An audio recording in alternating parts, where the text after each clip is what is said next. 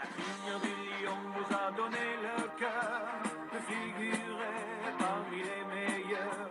Quand vous apparaissez sur le tapis vert, nous sommes tous convaincus au club des supporters. Et si certains vous trouvent un peu jojo, oui, le numéro 1, ce sera Sochaux. Allez, Sochaux! Allez, allez, allez, allez, allez, Sochaux! Allez, Sochaux! Allez, allez, allez, allez, allez, Sochaux! De l'animal royal, vous avez le sang bleu, et les rois du football, c'est vous, c'est merveilleux. On vous a fait confiance, vous nous le rendez bien. Alors ce soir, on tape dans nos mains. Vous remercier et vous encourager. Bonsoir à toutes et à tous, bienvenue dans votre émission Soyons Sport. On est ensemble de 18h à 19h30 pour refaire toute l'actualité sportive dans la région, au plan national et international également. Ce soir au programme bien évidemment du football. On va revenir sur les groupes de la Ligue des Champions. On va revenir également, allez on va mettre le Allez Sochaux un petit peu voilà, en fond. Voilà, on est bonne ambiance, hein, comme si on était voilà, vous êtes sur votre canapé, chez vous, dans votre voiture. Vous nous écoutez sur le 99.5 et sur radiochalombesançon.com. Je vous disais, on va parler Ligue des Champions avec, on va vous énumérer tous les groupes, on va parler aussi de l'Europa League.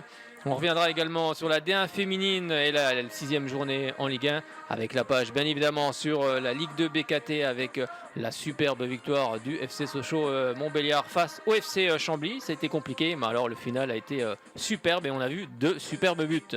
On va revenir également sur ce qui s'est passé en Coupe de France ce week-end. Les clubs de National 2, National 3 étaient au programme. On va regarder qui s'est qualifié, qui a été éliminé. On parlera un petit mot de handball avec le SBF qui n'a pas joué, mais on reviendra sur ce qui s'est passé avec le Grand Besançon de handball. Première journée, première victoire à l'extérieur. On reviendra justement sur ce qui s'est passé du côté de Billières. Et puis ensuite, on s'intéressera à ce qui s'est passé au plan régional et on va parler un peu R1 féminine ce soir avec l'US Saint-Vite qui était en déplacement du côté du Racing Besançon et on reviendra aussi avec les réactions des deux entraîneurs.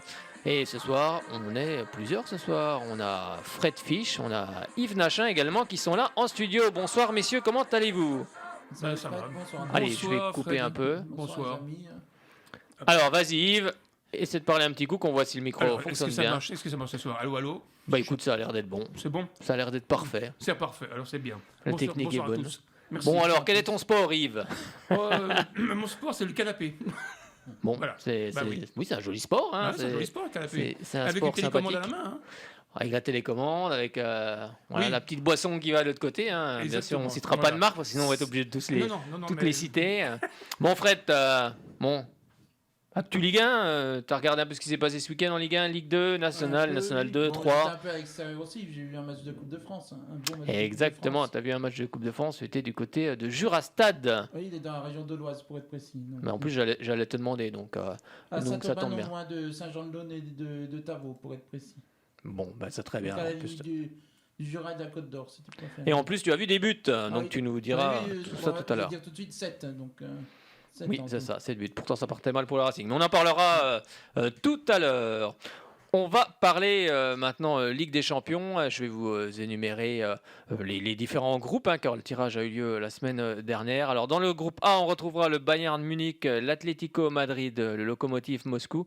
Et puis le RB Salzbourg également. La première journée aura lieu le 21 octobre. Au programme, il y aura Salzbourg, Lokomotiv Moscou à 18h55, Bayern Munich, l'Atlético Madrid à 21h. Mais on en parlera d'ici là. Oui, Fred. T'as Attends. un bon enchaînement. On parlait de RB, on reparle d'un autre RB en plus. C'est ça. Bah, c'est pas le même Là, celui-là. c'est Red Bull de Salzbourg. Oui, c'est ça. C'est un club qui a sans doute un petit peu plus un peu plus d'argent. mais c'est vrai, comme tu le dis, RB, c'est une marque. Hein. Donc c'est pareil, on va pas s'amuser On va à pas faire toutes de les... publicité, mais juste un petit détail, voilà. Oui, exactement. Tu avais raison de préciser. Avec dans le groupe B, on retrouvera le Real de Madrid, l'Inter Milan, Gladbach, les Allemands et le Shakhtar Donetsk avec la première journée qui aura lieu également le 21 octobre. On retrouvera Madrid face à Donetsk à 18h55 et on retrouvera l'Inter de Milan qui sera opposé à Gladbach. Ça sera à partir de 21h. Dans le groupe C, on retrouvera également l'Olympique de Marseille qui va tomber sur un groupe où, a priori, ils peuvent s'en sortir, les Marseillais, avec l'Olympiakos, le FC Porto et Manchester City. Allez, Fred, comme je sais que ta maman doit nous écouter, ta maman est marseillaise, elle aime bien l'Olympique de Marseille. Alors, un groupe facile? Pas facile. Oh, City, c'est comme les Citizens, c'est comme un gros morceau, hein, quand même.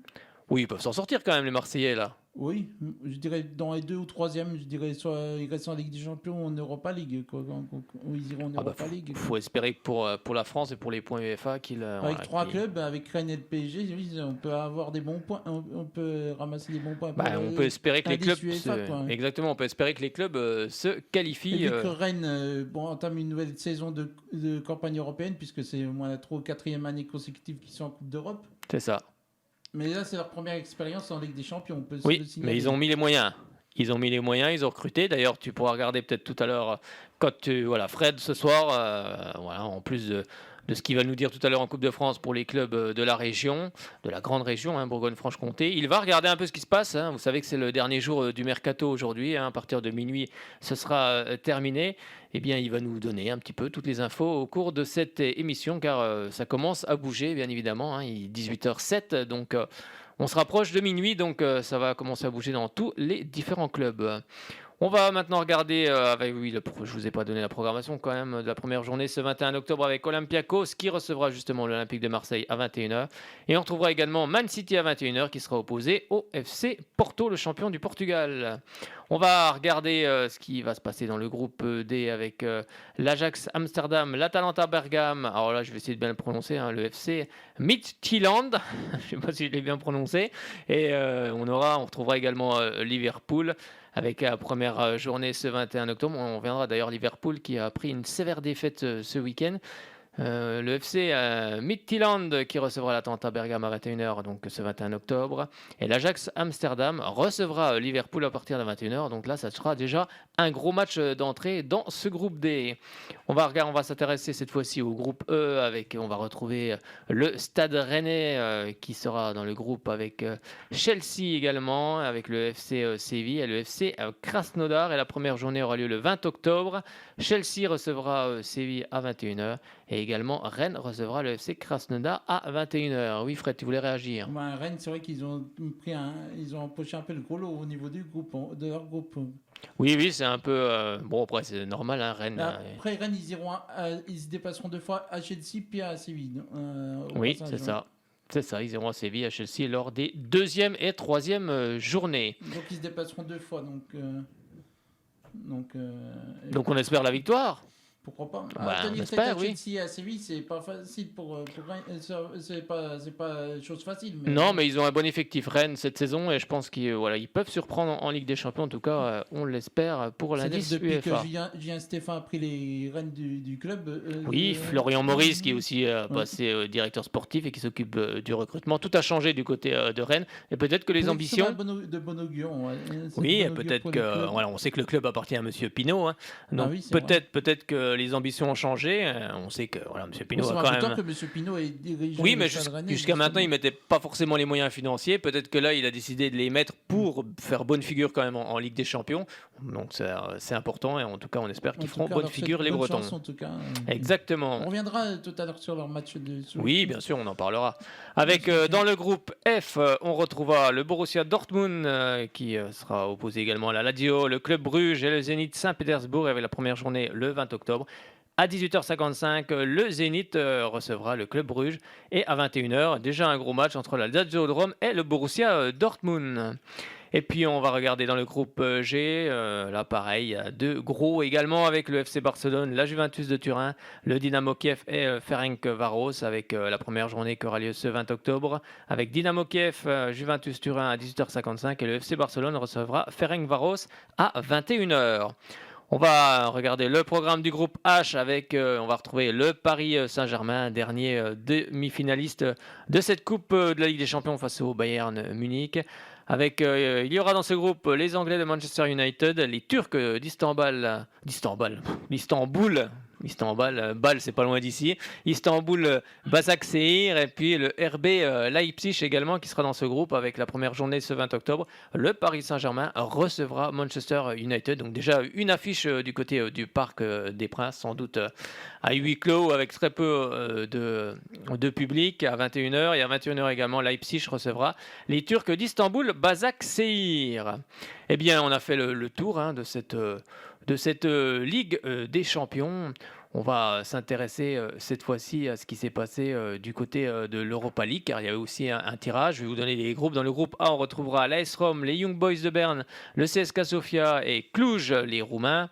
Avec la première journée, on retrouvera Berne et l'AS Rome à 18h55, le CSKA Sofia et Cluj à 18h55. Et dans le groupe B, on retrouvera Arsenal, le Rapid de Vienne, Molde, Dundalk. Et puis pour cette première journée qui aura lieu le 22 octobre, il y aura Dundalk face à Molde, 18h55. Et à 18h55 également, le Rapid de Vienne recevra les Anglais d'Arsenal. Dans le groupe C, on retrouvera Nice, l'OGC Nice qui sera opposé au Bayer Leverkusen, Slavia Prague et également l'Apoel Beersheva. Et les Israéliens, pour cette première journée qui aura lieu également le 22 octobre, l'Apoel Beersheva recevra le Slavia Prague à 18h55 et dans le même horaire, l'OGC Nice se déplacera du côté du Bayer Leverkusen. Dans le groupe D, on retrouvera les Glasgow Rangers, le Benfica Lisbonne, Lech Poznan, Standard de Liège à 18h55 pour la première journée, 22 octobre. Standard de Liège, Glasgow Rangers et également Lech Poznan face au Benfica. Et dans le groupe E, ce sera le groupe du PSV Eindhoven, l'Omonia Nicosie, le PAOK Salonique et également Grenade, les Espagnols. Avec pour cette première journée, la même date, le 22 octobre, le PAOK Salonique, l'Omonia Nicosie, le PSV Eindhoven et Grenade également à 18h55. Et dans le groupe F, on retrouvera les Espagnols de la Real Sociedad, le Napoli, l'AZ Alkmaar et puis également Rijeka. Et puis pour cette première journée, à 18h55, Rijeka et Real Sociedad et le Napoli recevra l'AZ Alkmaar. Pas forcément un bon souvenir pour les Sochaliens, l'AZ Alkmaar en Coupe d'Europe. Dans le groupe G, Leicester, en tout cas ce sera le groupe de Leicester, les Anglais, Braga, les Portugais, l'AEK Athènes, c'est les Grecs, et puis Lugansk également. Et pour cette première journée, on retrouvera à 21h Braga, AEK Athènes et Leicester, Lugansk à la même heure. Dans le groupe H, c'est le groupe du LOSC. Je pense que Lille, cette saison, va faire quelque chose. Nous aussi bien dans le championnat de la Ligue 1 et également en Coupe d'Europe, car ils ont vraiment une très très belle équipe. On verra encore avec le résultat de ce week-end. Lille sera dans le groupe du Celtic Glasgow, l'AC Milan et le Sparta Prague. Et pareil, première journée le 22 octobre, les deux rencontres auront lieu à 21h. Sparta Prague et le LOSC sera donc en déplacement. Et puis également Celtic Glasgow, l'AC Milan. Et dans le groupe I, on retrouvera les Espagnols de Villarreal, les Israéliens du Maccabi Tel Aviv, Sivasspor, les Turcs, et puis Karabag, Agdam. Et puis pour cette première journée qui aura lieu à la même date, le 22, Villarreal, Sivasspor, 21h, et Maccabi Tel Aviv, Karabag, Agdam à 21h. Et dans le groupe J, on retrouvera les Anglais de Tottenham, les Autrichiens de Linsk, les Belges du Royal Antwerp et Ludogorets Razgrad. Et première journée, on retrouvera Ludogorets qui sera opposé au Royal Antwerp à 21h et Tottenham, lui, recevra les Autrichiens de Linsk. Dans le groupe K, on fait des groupes, dans le groupe K, le Dynamo Zagreb, Feyenoord, le CSKA Moscou, Wolfsberger également. Et pour cette première journée, à 21h, Wolfsberger recevra le CSKA Moscou et Dynamo Zagreb sera opposé au Feyenoord Rotterdam. Dans le groupe L, l'Étoile Rouge de Belgrade, la Gantoise, Slovan Liberec et Hoffenheim. Et pour cette première journée, Hoffenheim recevra l'Étoile Rouge de Belgrade. Alors, je fais un petit coucou à Dario qui nous écoute peut-être, qui est fan de l'Étoile Rouge de Belgrade. Le Slovan Liberec recevra la Gantoise. Eh bien, on en a terminé avec tous les groupes de cette Ligue Europa. Donc ça, il y a quand même de très très belles affiches également. Oui Fred, tu voulais réagir? Groupes en Europa League, ça va pas jusqu'à la lettre Z par hasard Non, on va s'arrêter là, ça en fait peut-être que dans le futur, il y aura plus de clubs. Puis le club du Midland qui joue. Parce qu'il y aura peut-être bientôt une troisième Coupe d'Europe, hein. Faut quand même le souligner, hein, Ah c'est ouais. en réflexion. Peut-être un retour de la Coupe des Coupes, peut-être. Bon, ça s'appellera pas comme ça, mais oui, ça va. C'est en réflexion. Dans le passé par le Paris Saint-Germain, peut-être pas oublier. C'est ça, c'est en réflexion pour que tous les clubs entre guillemets plus petits, le retour d'une C2. Donc oui, gros, que les clubs un petit peu plus petits aient aussi leur Coupe d'Europe et puis ça fera plus de matchs, donc plus de recettes. Hein. Puis je reviens Voilà, 2 c'est secondes tout sur un- un football club de Midland qui joue dans le groupe de l'Ajax. C'est un club qui vient tout droit du Danemark, pour être Oui, précis. et que Sochaux a déjà affronté, si je me trompe pas. Tu pourras peut-être vérifier cette info-là. Et il me semble qu'en Coupe Intertoto, on avait déjà joué contre eux. Une coupe voilà. qui n'existe plus au passage. Oui, aussi. exactement. Donc, il me semble, hein, si je me trompe C'était pas. un intermédiaire qui servait si on pouvait se qualifier pour l'Europa League, la Ligue Europa, la Coupe Intertoto. Ouais, c'est ça, exactement. C'est tout à fait ça. Tu as tout à fait raison. Eh bien, c'est terminé pour cette Coupe d'Europe. On va refermer cette page. On va juste revenir un petit peu ici du côté de l'Hexagone pour justement parler un petit peu de la division 1 féminine, car c'était la 4e journée ce week-end. Donc ce vendredi 2 octobre, 2 rencontres avancées avec l'Olympique lyonnais qui se déplaçait du côté de Fleury, victoire des Lyonnaises 3-0. Et Soyo est allé s'imposer du côté du Havre 1-0. Décidément, c'était pas le week-end du Havre ce samedi et ce dimanche, avec 2 défaites, hein, si je ne me trompe pas. Je crois qu'en Ligue 1, en Ligue 2, ils ont perdu également. Et ce samedi 3 octobre, Montpellier avait battu le Paris FC 2-1. Bordeaux avait battu Guingamp 1-0. Reims a étrié ici 7-1. Et le Paris Saint-Germain s'est imposé pas très loin d'ici, du côté de Dijon, 3-0. Du côté du classement, les Lyonnaises sont toujours en tête avec 12 points, suivi du Paris Saint-Germain et Montpellier avec 10 points. Et en bas de classement, on retrouve 11e Guingamp 0 points et ici avec 0 points. Et bien c'était tout ce qu'on pouvait dire sur cette division 1 féminine Arkema, oui, parce qu'il faut dire aussi le sponsor, hein, c'est Arkema. Et maintenant on va s'intéresser à ce qui s'est passé du côté de la Ligue Uber Eats avec le jingle qui va bien.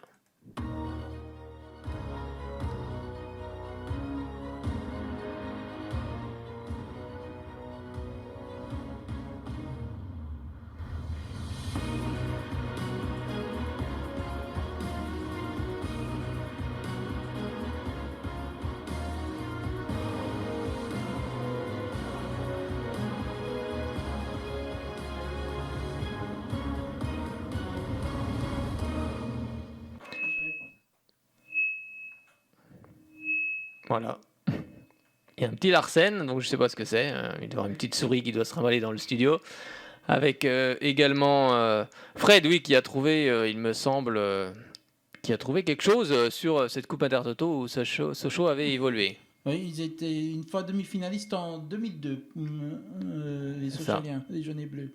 C'est ça, c'est bien ce qui me semblait aussi également.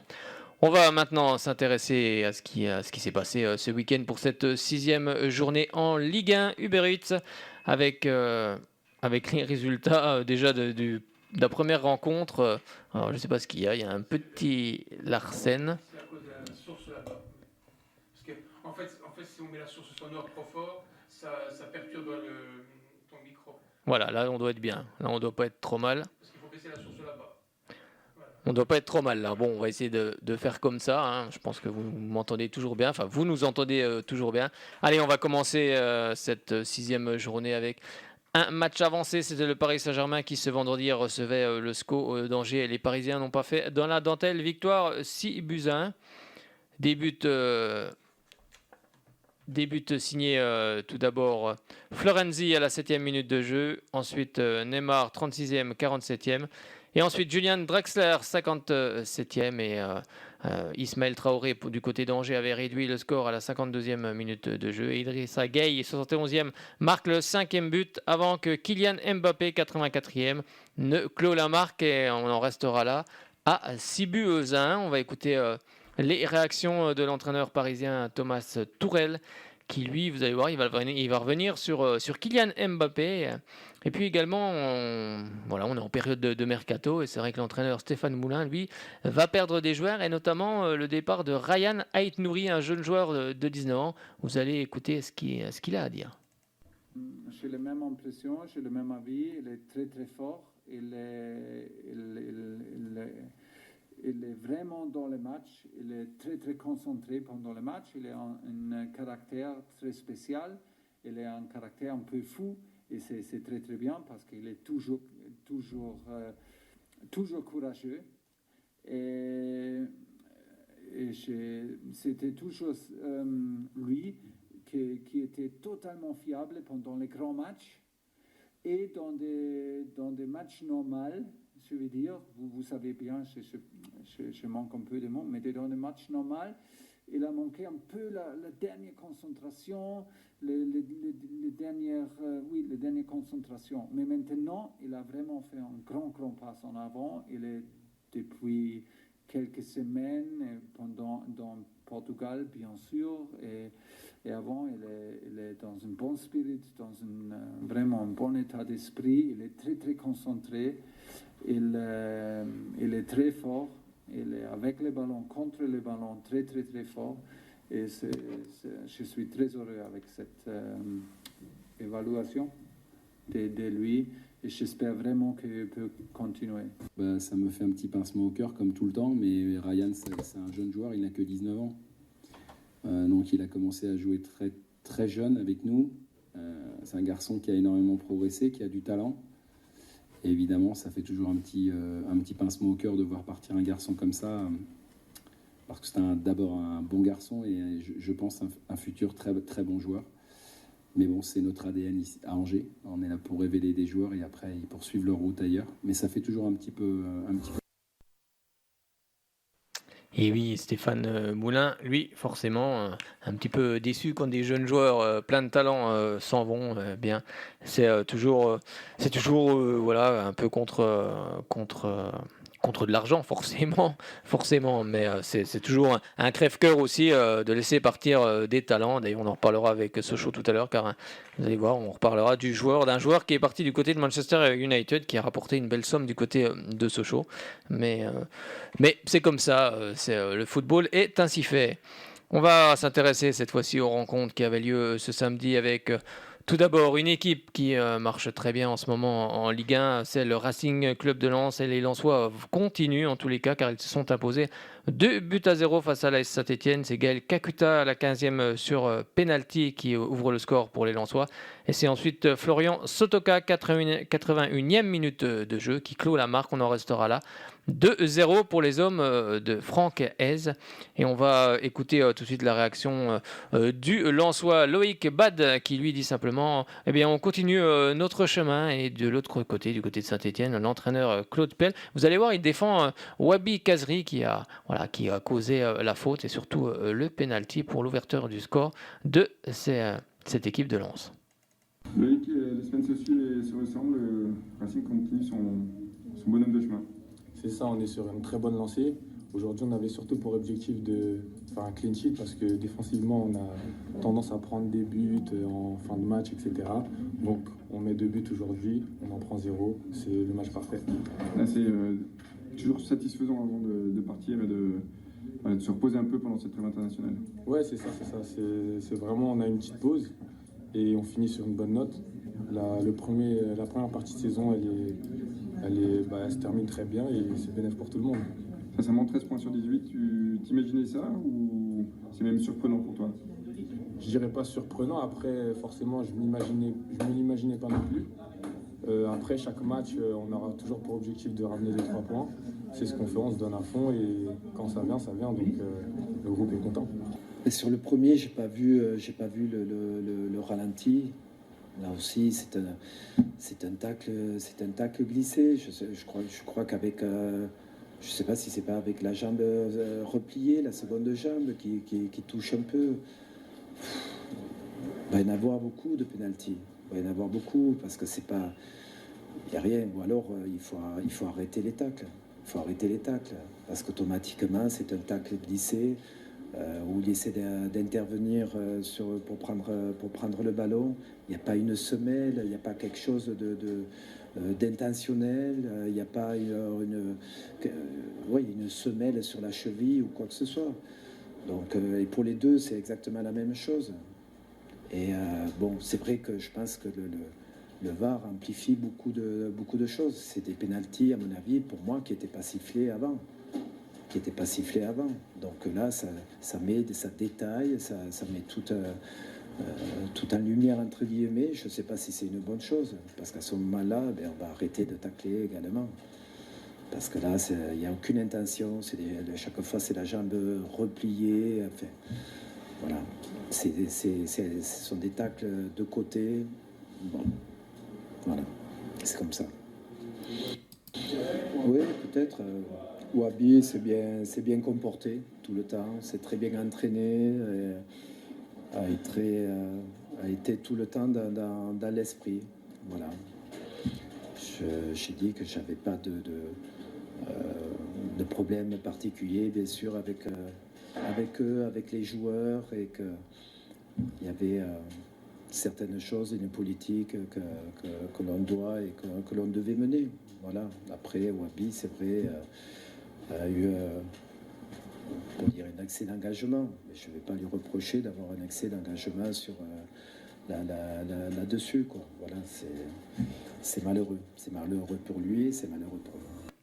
C'est malheureux pour lui, oui, c'était Claude Puel qui défendait Wabi et Kazri. Forcément, quand un joueur met de l'intensité et tout, bon, il peut y avoir des fautes, des actions où le joueur va un petit peu trop loin, et c'est ce qui s'est passé, mais c'est comme ça, c'est le football.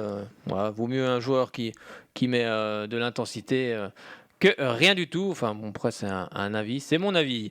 On va regarder ce qui s'est passé, mais avant de revenir sur la rencontre qui suit, on va revenir un petit peu sur le PSG, hein, car vous savez que Tourelle a dit simplement qu'il souhaitait avoir d'autres joueurs. D'ailleurs, c'est les joueurs du vestiaire qui sont venus voir un petit peu l'entraîneur parisien. Et puis Thomas Tourelle a voulu mettre un petit peu de pression sur ses dirigeants, mais il l'a fait en conférence de presse, et forcément, ça n'a pas plu aux dirigeants parisiens, et surtout au directeur sportif Leonardo. Vous allez voir ce qu'il répond voilà, juste après, après les vœux de Thomas Tourelle. Honnêtement, on n'a pas aimé, on n'a pas apprécié. Après, on va voir internement comment on fait, mais là, c'est très clair. Le club, tout le temps, si quelqu'un n'est pas content, c'est facile, on parle, il n'y a aucun souci. Mais s'il décide de rester, doit de respecter soit la politique sportive, soit les règles internes, et soit le moment du club, c'est proportionnel sûrement à le moment général, qui est un moment vraiment très délicat. Toujours on fait des choses internement. Ça, c'est pas une chose pour savoir. Là, c'est en question on n'a pas apprécié du tout. Mais c'est pas une question de mercato, c'est une question de forme. Et là, après, on va voir. Mais l'important, c'est que pour rester dans ce club, on doit être content. On doit être avec l'envie de souffrir pour le club, de l'esprit de sacrifice, même si on vit un moment compliqué. Je pense qu'on a d'être là, tout le monde. Moi, personnellement, pour moi, c'est ça. C'est le club. Pour moi, c'est le moment qu'ils vivent. Si on peut faire 10 joueurs, très bien. Si on ne peut pas faire, on y va. Et là, je pense que c'est ça, c'est l'esprit qu'on cherche. C'est pour ça qu'il est assez important de rester, qui a envie et qui est content. C'était le directeur sportif du Paris Saint-Germain, Leonardo. Bon, Fred, des infos mercato là quand même, parce que du côté du PSG, il y a quand même Danilo Pereira, le joueur du FC Porto. Attends, 2 secondes, vas-y. Juste info sur lui, il est âgé 29 ans, il vient de Porto, où il jouait depuis 5 ans. Il s'est engagé avec donc le PSG sur la forme d'un prêt payant de 4 millions d'euros. Le club il dispose par ailleurs d'une option d'achat de 16 millions d'euros pour lui. Donc c'est une belle affaire pour le PSG. Oui, puis attention parce que ça sera quand même un concurrent pour Verratti dans le milieu de terrain, parce que c'est un excellent joueur, très très bon joueur. Et je crois que du côté d'Angers, il y a Sofiane Bouffal qui revient également en Ligue 1. Donc si tu as d'autres infos sur les différents clubs, tu nous en parles. Justement, on va aller du côté de Nice-Nantes. Donc si tu as des infos sur l'OGC Nice et sur Nantes, est-ce qu'ils ont recruté? Est-ce qu'ils sont en train de recruter dans les derniers moments? Est-ce qu'il y a déjà eu des transferts officiels? Eh bien, tu nous dis tout ça, Fred. On va, comme je vous le disais, s'intéresser à Nice-Nantes, l'OGC Nice qui recevait Nantes à partir de 21h. Et c'est les Niçois qui se sont imposés dans cette rencontre, 2-1. Début de signé Dante, 27e minute de jeu. C'est pourtant Imran Louza à 45e qui égalise pour cette équipe de Nantes.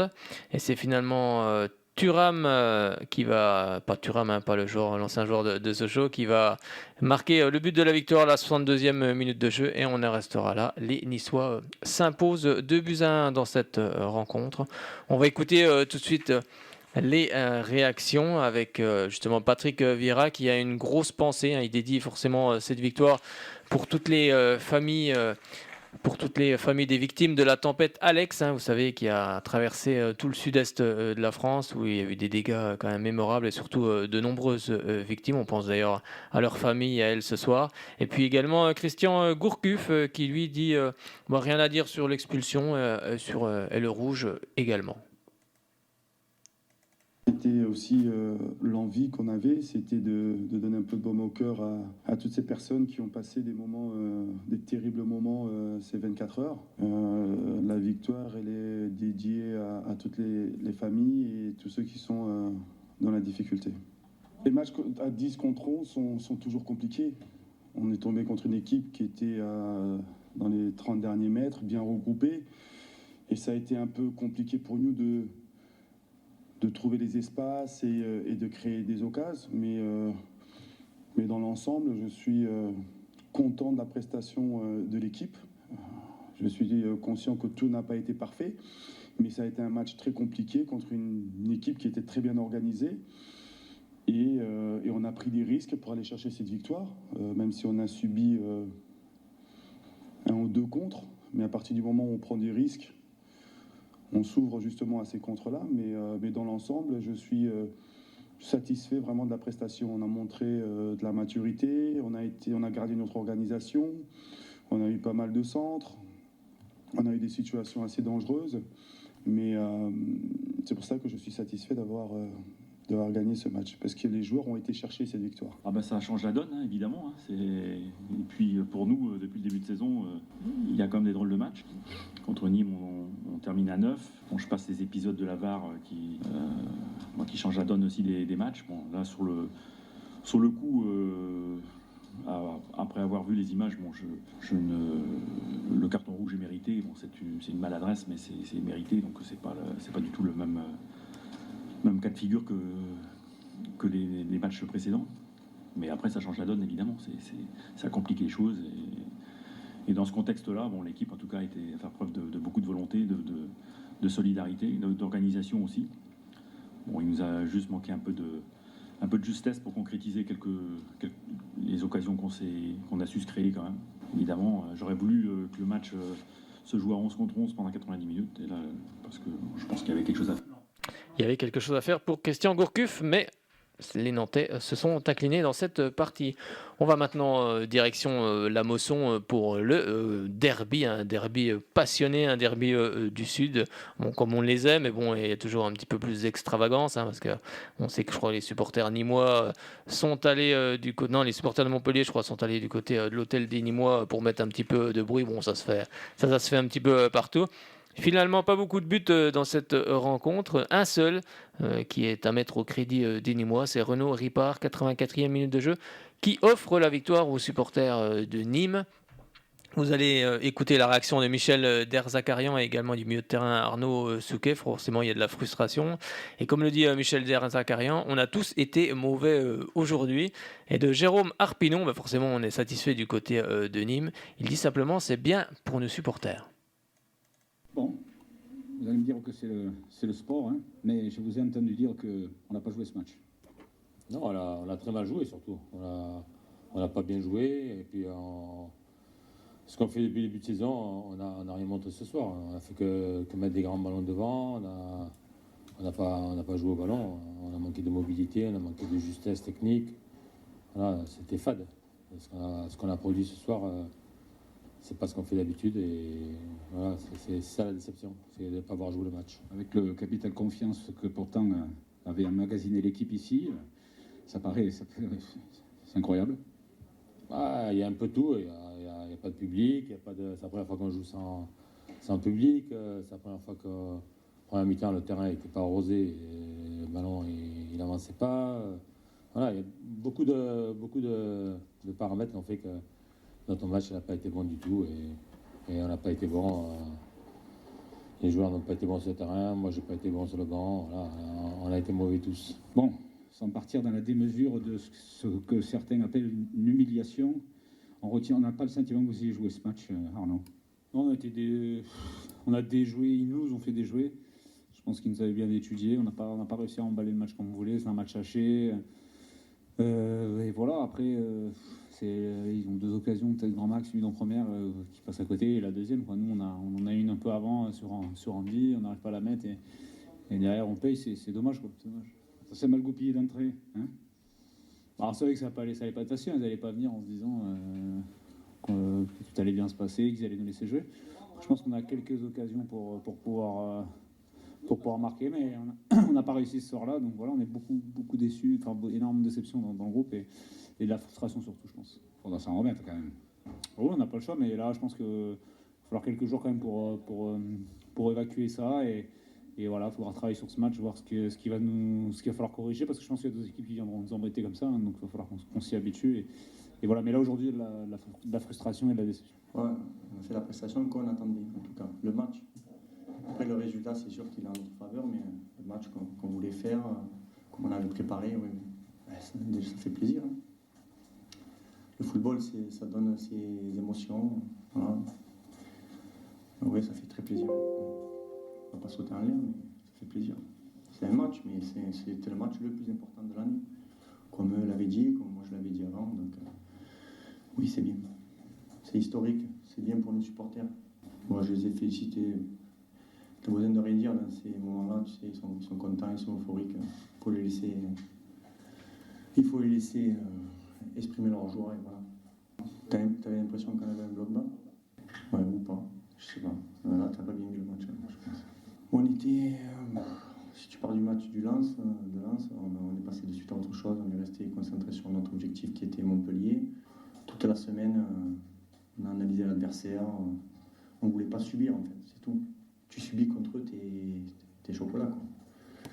Donc il y a de la qualité technique, il y a un trio offensif qui est vraiment de qualité, que ce soit PJ, Gaëtan ou Andy. Donc voilà, quand il y a des joueurs comme ça en face de toi, il faut être très concentré.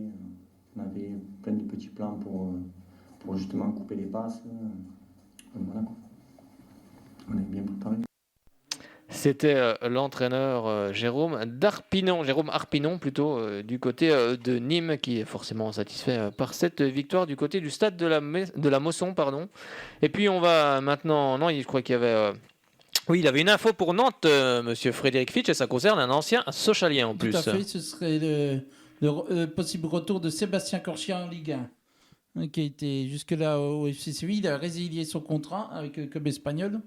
Et d'après les informations de nos confrères de Téléfoot, l'ancien Lillois et Sochalien donc, se trouve en discussion avec le FC Nantes où il pourrait signer dans la journée. Donc, cette info date de la mi-journée.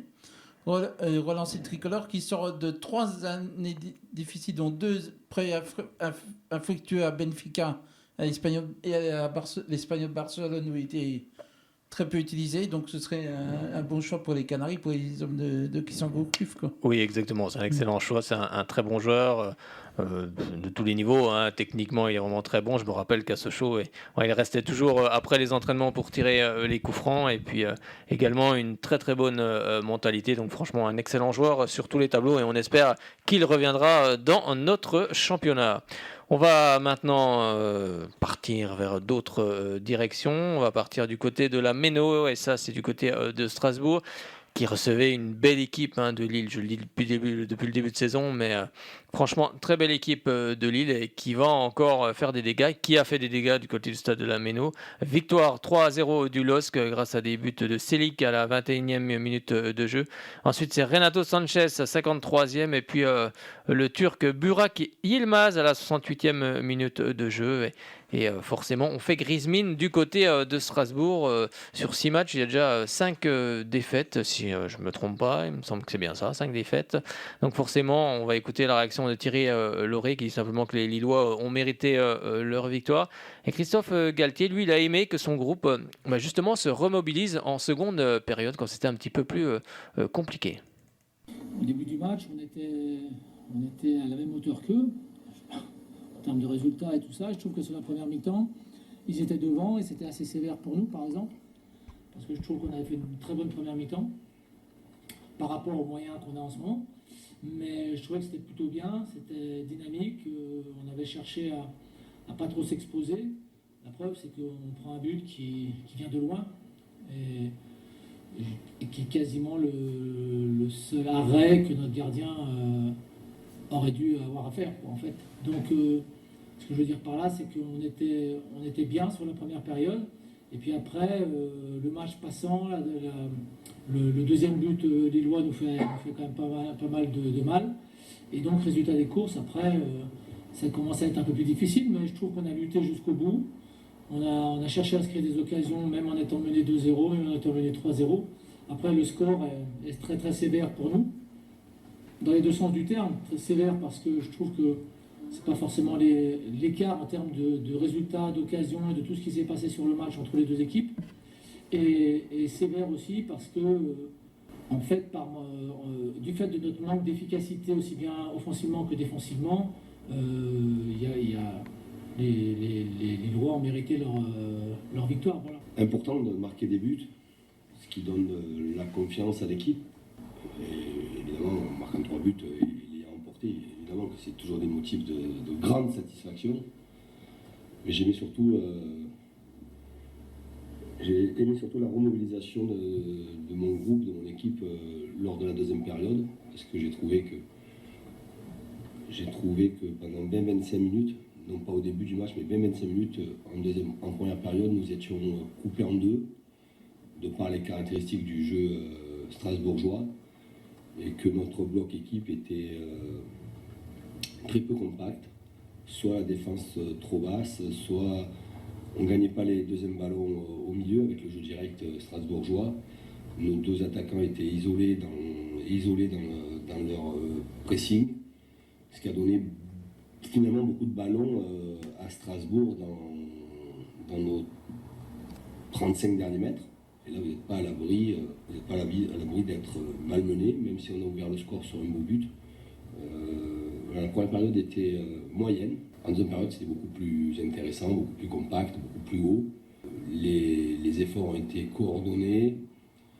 Et à partir du moment où on était un peu plus haut et que notre premier rideau harcelait bien la défense strasbourgeoise, nous avons gagné des ballons à des endroits importants, ce qui a créé des situations et finalement ça nous a permis aussi de marquer ces buts. Et oui, c'était cette équipe de Lille qui va faire encore un très beau championnat et qui a fait un très beau début de saison et qui, je pense, en Coupe d'Europe ira loin. En tout cas, j'espère qu'ils iront loin, les Lillois plutôt. On va écouter la réaction de Thierry Lauré. On lui a posé la question, pas nous personnellement, hein, mais bien évidemment les journalistes qui étaient là-bas. Forcément, quand un entraîneur ne gagne pas, il est toujours un petit peu sur la sellette. Et vous allez écouter un peu sa réponse. Je ne suis pas idiot non plus, mais je ne me sens pas du tout menacé dans le sens où, à l'heure actuelle, on cherche des solutions tous ensemble, que ce soit le président, que ce soit les dirigeants, que ce soit le staff, les joueurs, tout le monde cherche des solutions. Donc moi, personnellement, ça ne me pose aucun problème. Au contraire, ça me motive encore plus pour trouver des solutions, pour amener les joueurs à un niveau qui doit nous permettre de remonter au classement. Donc, s'il cherchait une source de motivation, Thierry Lauré, il l'a trouvé, bien évidemment. Il ne faut pas baisser les bras, même quand les résultats ne sont pas là. Il faut se battre et ne rien lâcher. On va maintenant s'intéresser à d'autres rencontres. On va s'intéresser à Metz qui recevait le FC Lorient. Victoire 3-1 des Messins. Et c'est tout d'abord Pierre-Yves Hamel qui va ouvrir le score pour les Lorientais, 36e minute de jeu. Ensuite, c'est le show Ibrahima Niane, 44e sur penalty. Et ensuite, 59e et 64e, 3-1 pour cette équipe de Lorient. Et Ibrahima Niane qui va remplacer Habib Diallo, qui va s'en aller direction l'Angleterre. Donc en tout cas, sur cette rencontre, il s'est lâché. C'est un excellent joueur. On va en reparler de cet attaquant, en tous les cas, dans les années à venir. La réaction de Vincent Ognon qui lui dit la victoire nous permet de valoriser la performance et le résultat à Marseille, ainsi que notre début de saison plus globalement. Sur le contenu, je suis assez content, mais on peut faire beaucoup mieux. En première période, on a eu énormément de déchets techniques, on est quand même revenu au score. En deuxième, on a un peu élevé le niveau technique. Globalement, je suis satisfait de l'équipe.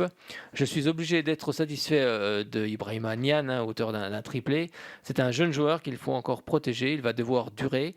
Je retiens surtout que c'est un très jeune joueur performant, mais il peut encore faire mieux. Surtout par rapport à sa première période, il a une marge encore importante. C'est à nous de le garder sous cloche. Et on va écouter la réaction de Christophe Pélissier qui lui regrette le manque de rigueur et de concentration de son équipe. J'allais dire, jusqu'à l'égalisation sur pénalty, on a fait ce qu'on voulait faire, à savoir leur empêcher de prendre de la vitesse, leur empêcher de prendre de la profondeur. Donc, il se crée 0 situation sur la première mi-temps. On a la chance en plus, nous on a 2-3 situations et d'ouvrir le score sur une. Voilà, après on se tire une balle dans le pied, je crois, à 2 minutes de la mi-temps, en faisant une erreur individuelle qui a redoublé juste après la mi-temps. Donc 2 erreurs individuelles qui nous mettent en difficulté parce qu'on savait que cette équipe de Metz était très forte en transition. Ils l'ont prouvé, donc voilà, je crois que il faut qu'on ait beaucoup plus de rigueur et de concentration. C'est dommage parce que c'est pratiquement les joueurs qui ont le plus d'expérience qui me font ces erreurs-là. Ouais. Oui, parce que la semaine dernière, ils avaient pris des repères là-dessus. On savait que c'était un peu le même profil, même si on avait aujourd'hui 2 attaquants.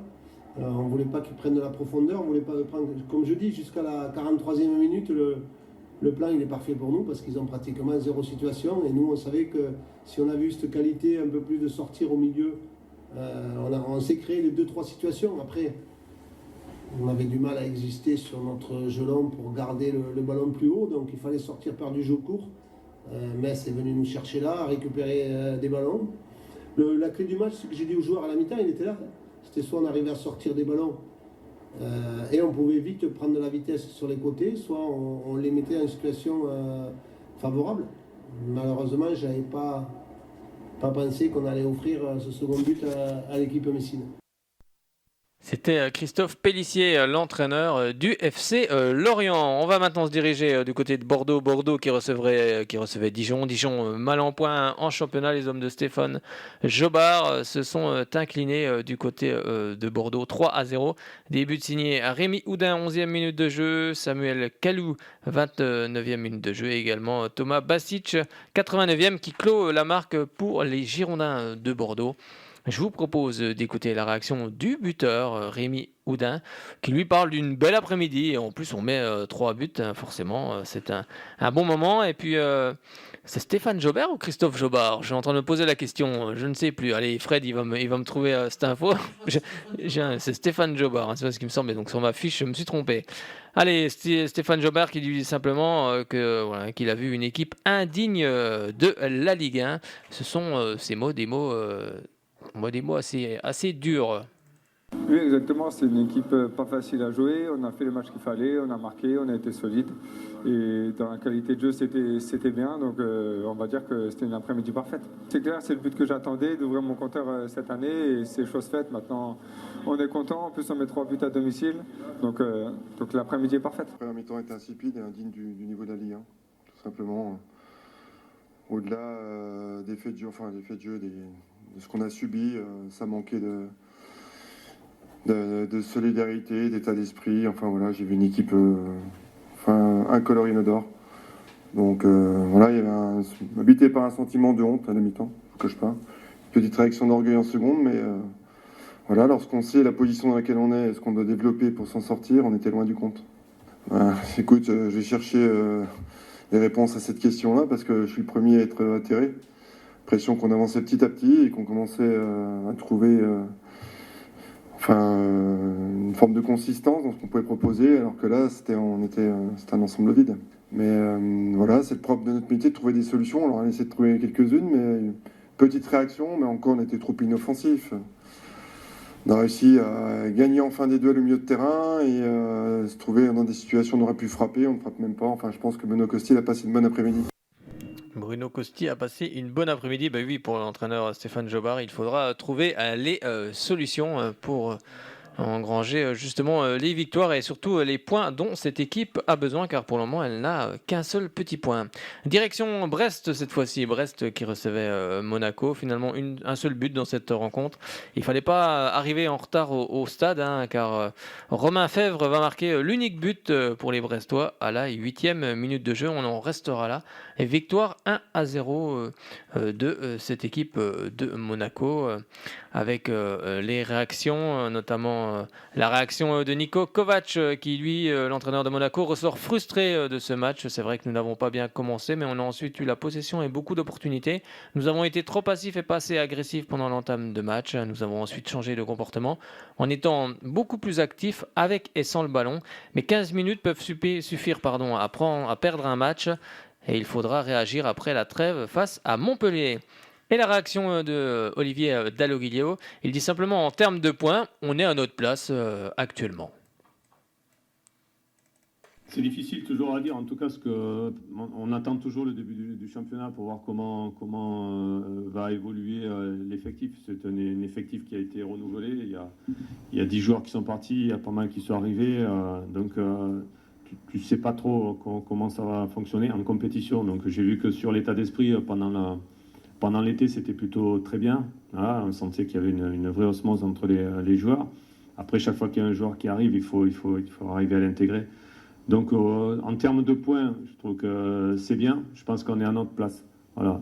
Tu m'aurais dit après Angers, je te dis ouais, il nous manque 2 points. Par rapport à ce qu'on a produit, on était frustrés après Angers, on était un peu déçus après Marseille aussi, parce qu'avec les occasions qu'on a eues, tout ça, bon, on peut tirer un nul. Donc je pense qu'on a rétabli notre ordre de marche.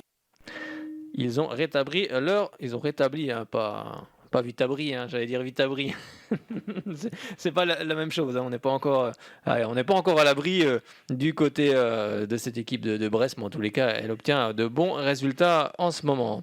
On va maintenant se diriger du côté de Rennes. C'était le match qui avait lieu à 17h. Rennes qui recevait Reims. On en a parlé tout à l'heure du Stade Rennais en Ligue des Champions, avec le groupe où il sera, dans le groupe où il se trouvera. Eh bien, Rennes a fait match nul, 2 buts partout face au Stade de Reims. C'est Younis Abdelhamid à la 11e minute de jeu sur un beau corner, une belle tête décroisée qui ouvre le score pour cette équipe de Reims. Et ensuite, 24e minute de jeu, Rafinha qui est en tout cas à saluer, car Rafinha va partir, si Fred me confirme, du côté de Leeds, rejoindre un certain Marcelo Bielsa. Allez, je t'ai carrément tout donné, donc là tu es obligé de me le trouver. Avec justement ensuite Damien Da Silva, le Rennais, qui marque le deuxième but Rennais, 2-1. Et ensuite c'est Boulaïdia, passé par Jura Sud Foot, qui va marquer à la 66e minute de jeu. Boulaïdia qui est très très courtisé en ce moment. Peut-être que Fred m'annoncera le départ des Boulaïdia vers l'Angleterre.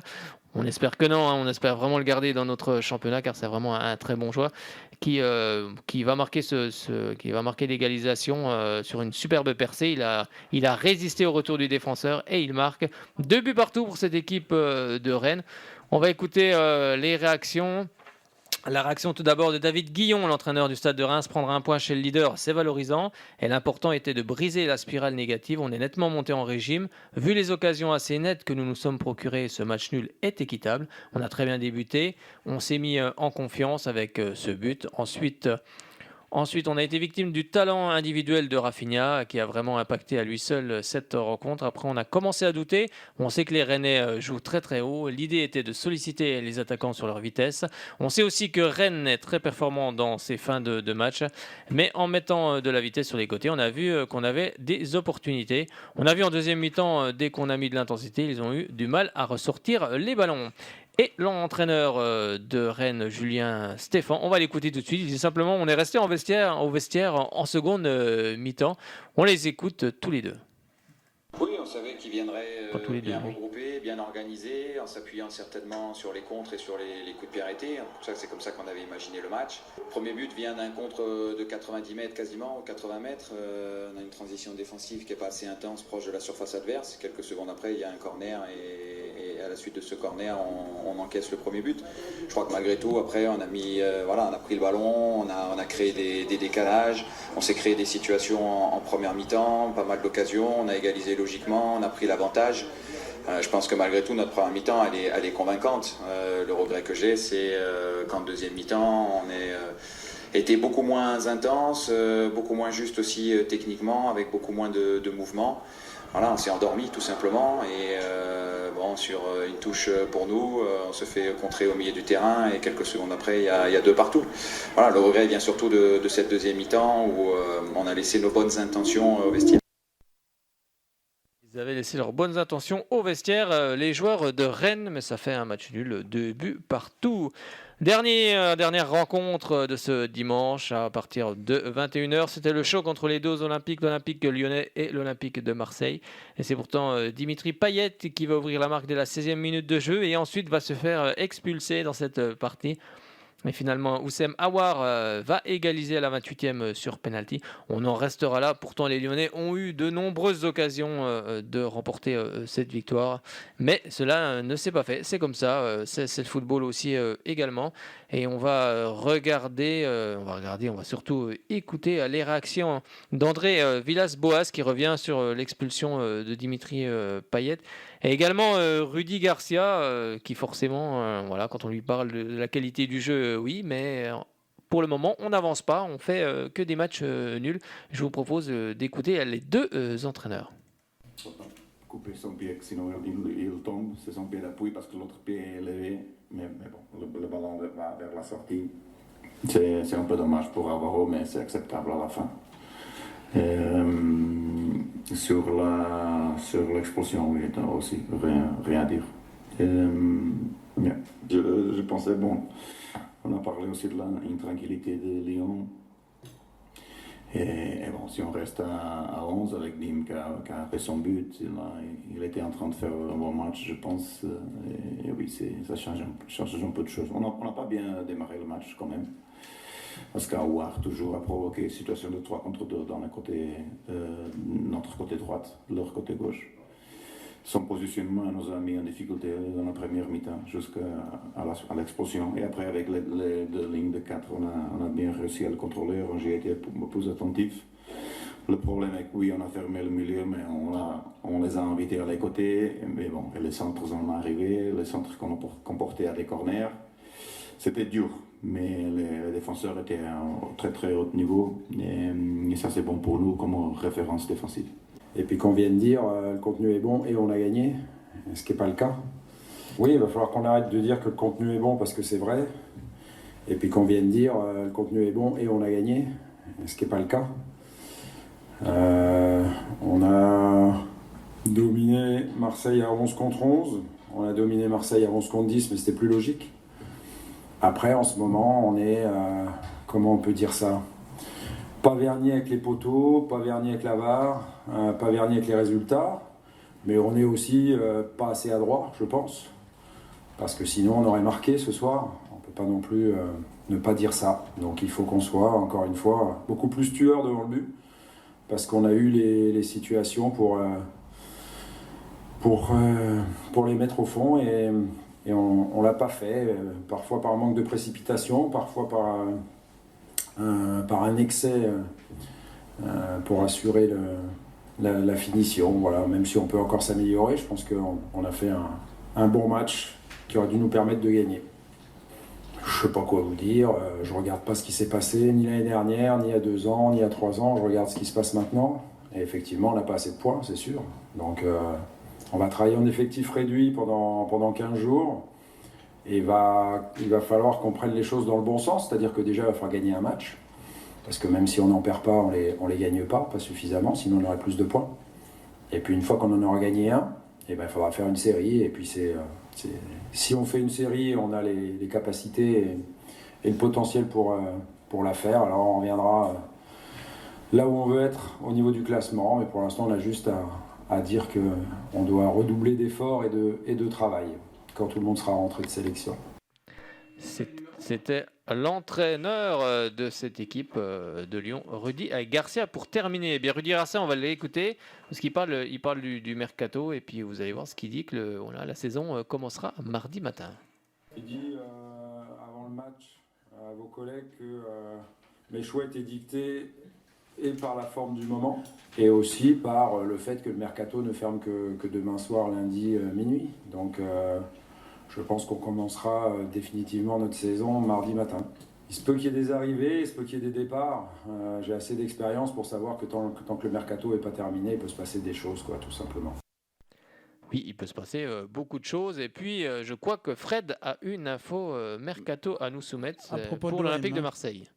Le latéral droit de l'OM, Bonassar, va signer à la surprise générale au Bayern de Munich dans le cadre d'un transfert estimé à 10 millions d'euros.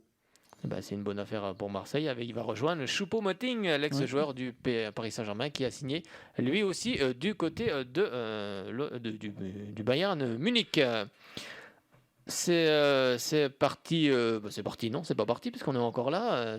Maintenant, on va regarder le classement de cette Ligue 1 avec en tête le Stade Rennais avec 14 points, également deuxième Lille, 14 points, troisième Lens, 13 points, quatrième le Paris Saint-Germain, 12 points. Ensuite, on retrouve Montpellier, Monaco, Saint-Etienne et Nice avec 10 points. En bas de classement, on retrouve 18e Strasbourg, 3 points, deuxième 19e Reims avec 2 points.